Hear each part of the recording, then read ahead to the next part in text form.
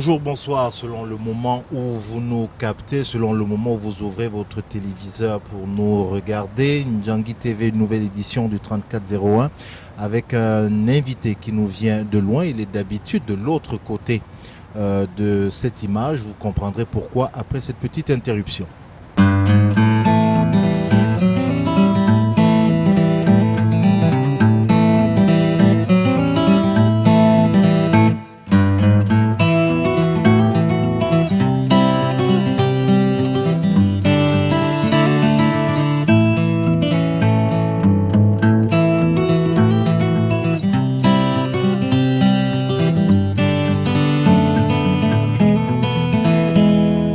J'ai bien dit notre invité, c'est quelqu'un qui nous vient de très loin, M. Amadou Vamouké, directeur général de la CRTV, la Cameroun Radio and Television. Merci beaucoup, merci de nous avoir honorés de votre présence ici. Merci de votre invitation. Vous avoir ici, M. Vamouké, on ne peut... il y a mille et une questions qu'on a envie de vous poser. Rapidement, pour situer les gens, la direction de la CRTV, vous l'occupez depuis combien de temps ? Eh bien, j'ai été nommé le 26 janvier 2005, ce qui signifie que le 26 janvier prochain, j'aurai passé exactement 10 ans. 10 ans. 10 ans donc à la tête de la CRTV, qui est la radio et la télévision publique du Cameroun, hein, pour exact. Que les gens nous comprennent bien. CRTV, radio et télévision, je pose la question, M. Vamouké, radio, télévision publique ou radio gouvernementale ? Ben, c'est les deux. Elle est gouvernementale parce qu'elle fonctionne essentiellement sur des capitaux publics, même si ces capitaux sont d'origine privée, puisque comme vous le savez, elle est principalement financée par la redevance audiovisuelle qui est prélevée sur les salaires, n'est-ce pas, des agents publics et privés et sur la fiscalité des entreprises. Donc elle est gouvernementale pour cette raison-là, mais elle est une entreprise audiovisuelle de service public parce qu'elle a une espèce de cahier de charge qui lui fait obligation d'apporter aux citoyens camerounais l'ensemble des éléments dont il a besoin pour avoir la meilleure compréhension possible de son environnement, des acteurs de cet environnement, des actions qui y sont entreprises, des opinions qui sont exprimées et en plus donc, de lui apporter cela dans le domaine du divertissement, valoriser donc la production, la culture musicale et artistique nationale. Donc nous sommes à la fois un organe gouvernemental et un organe de service public. Du service public. La CRTV, M. Vamouké, c'est la vitrine du Cameroun, c'est le reflet du Cameroun. En votre, si je peux me permettre, en votre âme et conscience, le professionnel que vous êtes, vous dites qu'aujourd'hui la CRTV reflète cette diversité du Cameroun. La CRTV se trouve dans les 10 capitales régionales, rend compte de ce qui s'y passe, c'est déjà cela. Ensuite, dans les 6 journaux télévisés, je ne parle pas des journaux parlés, les 6 journaux télévisés que nous avons un journal qui est dédié à la région, donc qui reçoit des informations venant de partout. Maintenant, je ne parle pas de la radio qui, elle, alors émet dans toutes les stations régionales avec des émissions multiplexes en mi-journée qui rendent compte également de l'actualité régionale. Je pense que la programmation également est une programmation extrêmement diversifiée, plus diversifiée en tout cas que par le passé, puisque aujourd'hui, régulièrement, on reçoit des images, des informations. Quand je parle de la programmation, donc on voit des visages, je veux dire, on voit des visages inattendus. Hein. Et en plus, nous avons un événement périodique qu'on appelle la rentrée des programmes qui se fait d'une année à l'autre dans une partie du pays. Il y a 2 ans, nous étions chez les Pygmées, dans la région de Dimako. L'année dernière, nous étions à Kribi, où donc on a présenté cette région-là dans les détails. L'année prochaine, nous serons dans la région du Nord. Donc vraiment, nous pensons, et notre slogan, le dit suffisamment bien, CRTV est au cœur de la nation. Donc nous voudrions être vraiment au cœur de la nation, être le lieu où l'ensemble des manifestations de notre Camerounité trouve sa meilleure expression. Qu'est-ce qui fait que la CRTV reçoive autant de critiques que j'imagine vous entendez? Oui, bien sûr. Maintenant, comme vous savez, la réalité des choses est toujours différente de la perception, pour toutes sortes de raisons, des prismes à travers lesquels on voit ces choses-là. Mais si on veut être objectif, on peut poser la question, qu'est-ce que vous avez comme programme? Et la réponse à cette question, si on veut être objectif, permet de dire que la CRTV est véritablement le reflet de la réalité complexe du Cameroun. Maintenant, la perception dont vous parlez, ça dépend également de laquelle. Je suis là depuis 10 ans.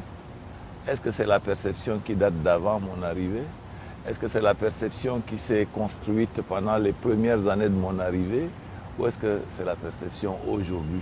Parce qu'il y a une évolution quand même qui va de plus en plus dans le sens de ce que je dis, dans le sens de notre rôle, de notre objet social.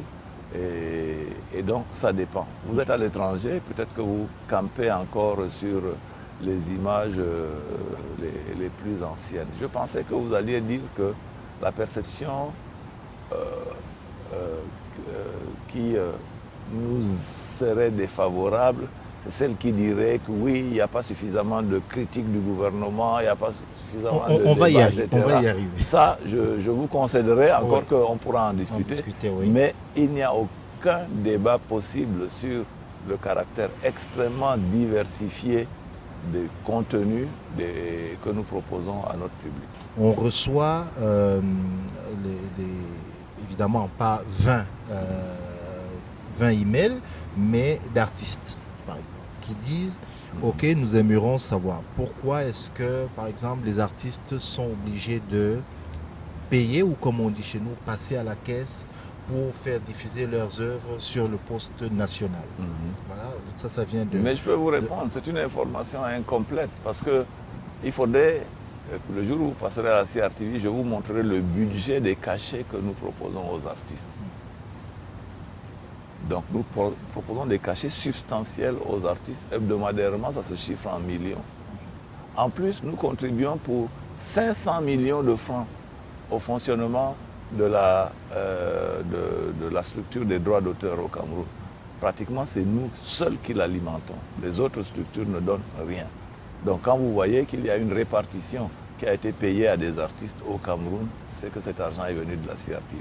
Donc ça nous permet d'avoir bonne conscience. Maintenant, si en dehors des cachets que nous leur donnons, il y a des artistes qui disent « Nous venons de sortir un nouvel album et nous voudrions que vous en assuriez la promotion ». À ce moment-là, cela se fait dans le cadre des clips, ce que nous appelons vidéoclips, ou bien clips, je ne sais plus quoi, permettez-moi, j'ai oublié le terme, mais ça se fait à prix d'argent. Parce que sinon, comment vous allez, quel est l'ordre de passage que vous allez définir? Tout le monde veut que son produit passe. Et là, donc, c'est une démarche commerciale. Et en tant que démarche commerciale, elle se fait à prix d'argent. Mais je dis, dans notre programmation ordinaire, les artistes que nous invitons pour venir animer nos émissions, que ce soit dimanche midi ou bien lorsque nous avons des délocalisations, ça se fait à prix d'argent. Je ne vais pas vous dire quels sont les montants, mais ils sont confortables par rapport à ceux qui sont pratiqués ici et là. Nous, Ndjangi TV, on est une structure audiovisuelle en diaspora. Pendant votre séjour ici, vous avez beaucoup parlé à la diaspora et aussi de la diaspora. La CRTV est la télévision nationale. On a des producteurs, par exemple, d'images, que ce soit en télévision, que ce soit en cinéma. Quelle est l'aide, quelle est la collaboration qu'ils peuvent avoir avec vous, avec la CRTV? C'est très simple. Depuis que je suis là, d'une année à l'autre, dans le budget de la CRTV, les ressources dédiées à l'acquisition des œuvres de fiction notamment, est consistant. Quand je dis fiction, c'est cinéma, théâtre, et d'une année à l'autre également, le nombre d'artistes, de réalisateurs qui nous sollicitent pour nous dire voilà, nous avons telle œuvre, est-ce que vous pouvez la diffuser ou non, va en s'accroissant. Donc, qu'est-ce que nous avons comme relation avec ces gens? Nous leur disons, nous avons besoin de contenu. Si vous avez des produits, si vous avez une idée d'une réalisation importante que vous voudriez faire, soit en coproduction, soit en livraison PAD, venez à nous et on vous donnera une réponse. La réponse n'est pas toujours favorable parce qu'il y a des critères. Le travail peut être un navet, on n'est pas obligé de le prendre. Le travail peut avoir des scènes qui nous posent quelques problèmes, n'est-ce pas, en rapport avec l'éthique et la morale publique ou la moralité publique. On peut le rejeter et il y a des gens qui sont frustrés lorsque ce genre de rejet arrive. Mais je prends l'engagement, si vous me demandez par SMS, de vous donner des indications sur le nombre, n'est-ce pas, de partenaires que nous avons d'une année à l'autre, les ressources que nous mettons. Vous verrez bien qu'il y a quelque chose de concret qui est fait en cette direction. Maintenant, c'est toujours une minorité de gens qui trouvent une réponse favorable. La majorité qui ne la trouve pas est nécessairement frustrée. C'est peut-être celle-là qui agit sur la perception négative. Mais je vais vous dire, et retenez-le, nous sommes bien conscients de ce que nous ne pouvons pas faire la télévision tout seul, que nous avons besoin des autres. Et si ce n'était pas évident pour ceux-là, il faudrait que je le redise aujourd'hui, on a besoin de vous, mesdames et messieurs, les travailleurs, n'est-ce pas, de l'audiovisuel. On a besoin de vous à la CRTV. Quelque part, pour mettre un peu fin, je n'ai rien contre les téléfilms brésiliens, mais c'est sûr qu'on aimerait peut-être plus savoir de téléfilms, comment dire ça, de téléfilms camerounais. De vous à moi, vous avez besoin de plus d'argent? Est-ce que l'argent est un obstacle peut-être à votre déploiement? Non. Nous avons l'argent que nous pouvons avoir et qui peut nous permettre de remplir notre objet social. Maintenant, si on en a davantage, on le remplit mieux. Il n'y a pas de doute à ce sujet. Les films brésiliens ont leur fonction. Vous dites ont leur fonction? Oui, ont leur fonction. C'est d'abord une fonction de fidélisation que ne peut pas offrir la production locale. C'est-à-dire que vous ne pouvez pas, avec les productions locales, obtenir une série de 300 épisodes. Or, avoir une série de 300 épisodes pour une télévision comme la nôtre, c'est fondamental, c'est important. Nous avons terminé une série brésilienne avec un film intitulé Le Clone. Je peux vous dire qu'à plusieurs égards, nous nous sommes félicités d'être entrés en relation avec le détenteur de ce droit pour acquérir ce film. Pourquoi? Parce que d'abord, le film était suffisamment intéressant pour le public que les ressources publicitaires que nous avons reçues permettaient de payer et d'avoir une marge confortable.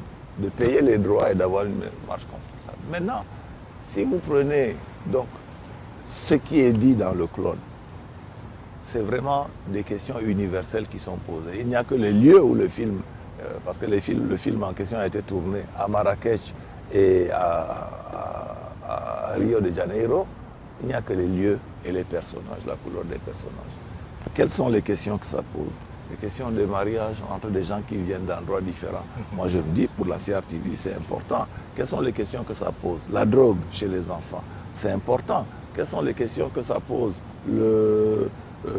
La question du divorce. Il y a donc tous les problèmes humains de la société contemporaine sont posés par ce film et les gens l'ont regardé avec un intérêt et nous pensons donc que, comme vous, nous n'avons rien contre les séries brésiliennes si elles posent des problèmes du genre humain qui suscitent la réflexion.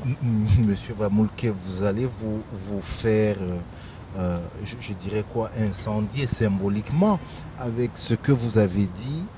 Vous prenez les séries brésiliennes, notamment qui vous propose 300 épisodes, parce qu'il n'y en a pas sur le plan national. Est-ce que vous pensez que si vous lancez là un appel, vous n'allez pas trouver des nationaux? Je ne fais pas du nationalisme à la petite échelle là, mais est-ce que vous ne pensez pas pouvoir trouver ce genre de personnes capables de vous faire ça, de vous fournir ce genre de travail en leur donnant un peu de moyens?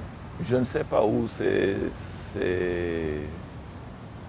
genre de travail se cache, mais le seul cas que j'ai obtenu d'une proposition d'une série de 300 qui est peut-être approximatif, mais on a dit on va faire le travail de upgrading qu'il faut, et peut-être qu'au cours de l'année 2015, on va mettre cette série camerounaise. Donc on ne refuse pas, mais je peux vous dire qu'il n'y a pas. Il n'y a pas de gens qui nous fassent ce type de proposition. Maintenant, donc si votre question signifie qu'est-ce que vous attendez pour aller vers les producteurs et leur dire coproduisons, eh bien on a essayé.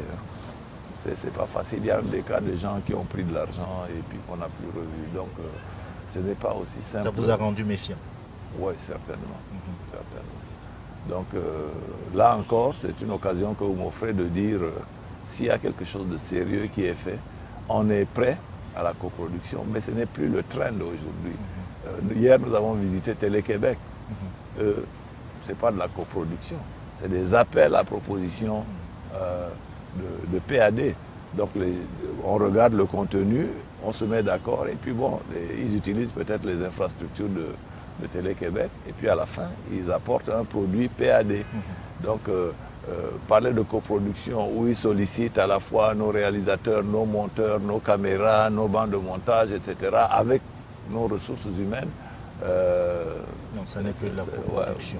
Voilà, c'est un peu compliqué. Mais s'il y a des gens qui disent, Monsieur Vamoulke, voici notre dossier, il demande un financement de temps, est-ce que vous êtes capable de mettre autant d'argent pour qu'au bout de telle période, nous puissions disposer d'un film de bonne qualité? La réponse est oui, parce que nous avons des ressources que nous mettons, que nous inscrivons dans notre budget à cette fin-là.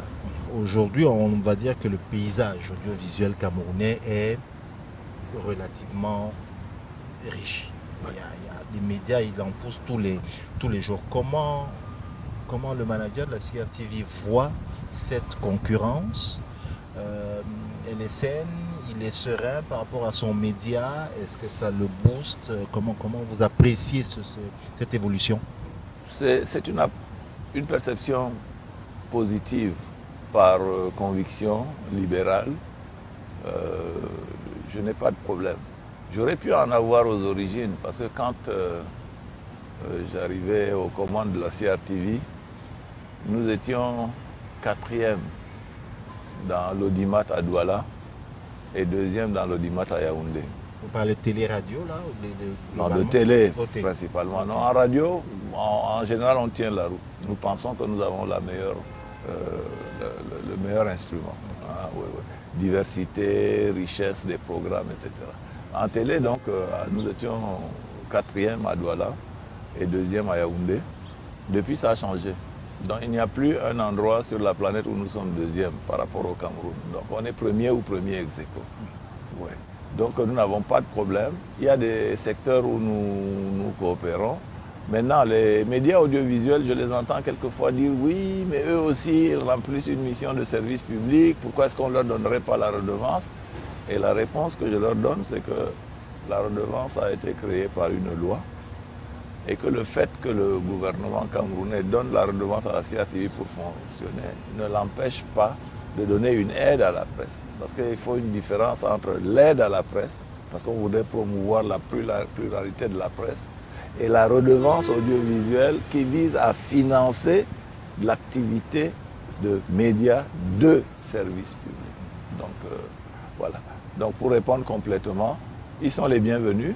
Et d'ailleurs, cette multiplicité a un effet d'entraînement vers le haut par rapport à la qualité des programmes.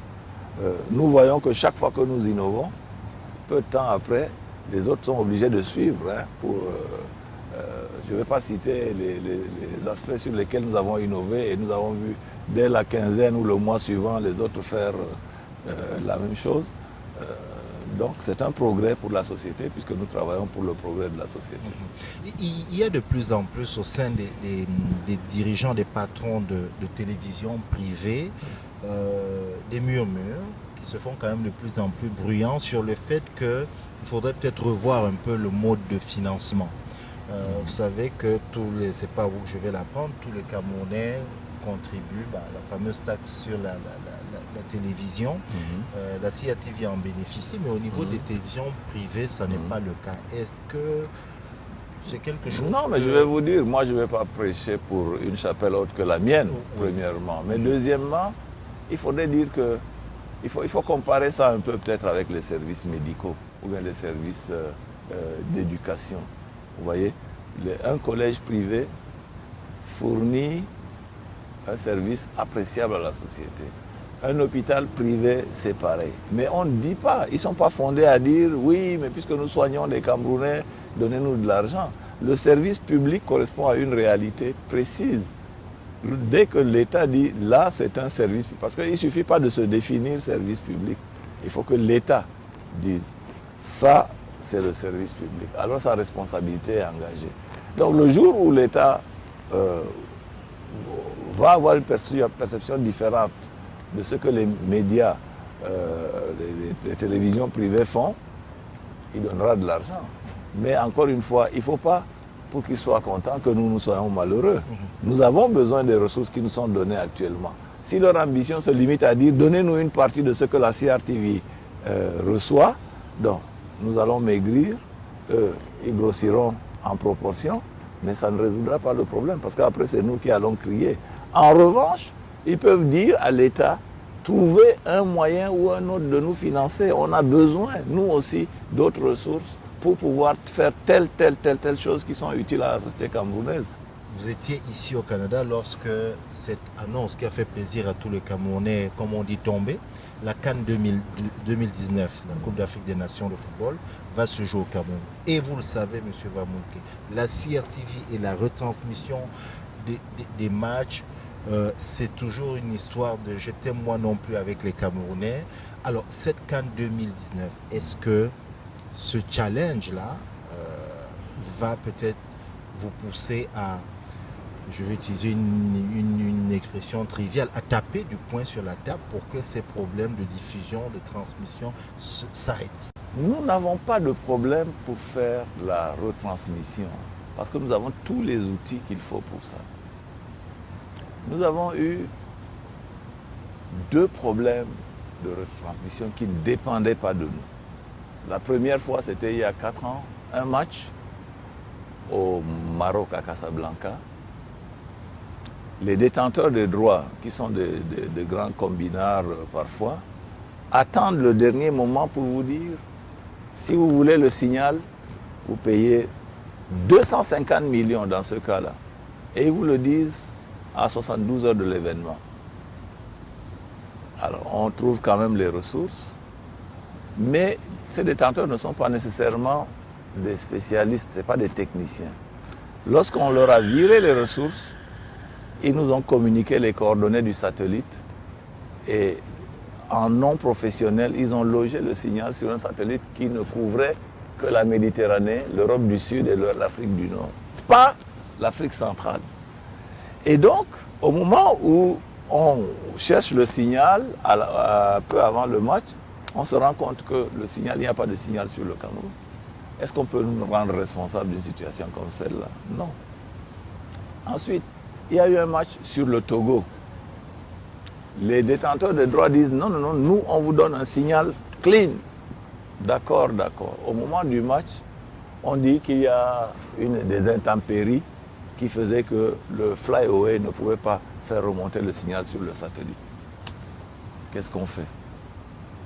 Là, ça ne dépendait pas de nous, parce que quand vous achetez pour un service, c'est-à-dire que si je paye, nous sommes dans un hôtel, si je paye pour une chambre et que j'arrive et que je me rends compte qu'il n'y a pas de lumière et qu'il n'y a pas d'eau dans les toilettes, on ne peut pas me rendre responsable de cette situation. Mais quand même, les contrariétés vous amenant à être plus prudent, peu de temps après, on a eu un match au Congo. On a dit très bien, avec toutes ces incertitudes-là, on va donc avoir non pas 2 fers au feu, mais 3. Parce que justement, les Camerounais, irrités comme vous et croyant que c'est notre responsabilité, ne pourront pas accepter qu'on leur dise que ce n'est pas notre faute. Et on a été bien inspirés. Ce jour-là, les détenteurs des droits ont encore échoué. Donc on n'avait pas le signal. Et la solution qu'on avait trouvée, c'était d'emmener en même temps que l'équipe la caissière avec des dollars en disant trouvez-nous une solution, même si on doit régler le problème avec une télévision locale qui a le signal. Et c'est ce qui s'est passé. Donc on nous rend responsables de choses que nous n'avons pas faites. Une fois, il y a eu à Lompanga quelqu'un qui a débranché un câble. Oui, on dit la CRTV. Alors, la personne a reconnu que c'est elle qui a débranché le câble. Pas volontairement, mais bien qu'elle ait débranché le câble, nous avions une solution de backup. Ça a pris 2 minutes pour rattraper. Donc on n'a pas vu le caractère efficace de l'intervention. On a vu les 2 minutes qui ont paru tellement longues. On a dit mais vraiment la CRTV c'est pas possible. Alors qu'on a mis des ingénieurs pour le backup. Voyez-vous. Donc en fait, si vous voulez, je termine en disant les gens nous font beaucoup de procès. La CRTV suscite des envies, des jalousies invraisemblables. J'étais très loin de les soupçonner, mais on a fonctionné de cette manière-là. Mais notre satisfaction, c'est que quand même, à côté des gens qui font beaucoup de bruit et qui ternissent notre image, il y a une grande majorité de gens qui sont satisfaits et qui nous témoignent leur satisfaction. Et à ceux-là, nous disons, on va continuer à améliorer la CRTV et ce sera effectivement le cas. Qu'est-ce que vous allez ramener qui pourrait, évidemment, au bénéfice de votre entreprise? Bon, ce que nous pouvons ramener peut se résumer à 2 choses. Au-delà d'avoir rencontré, excusez-moi de vous avoir interrompu, au-delà d'avoir rencontré des coproducteurs. Voilà.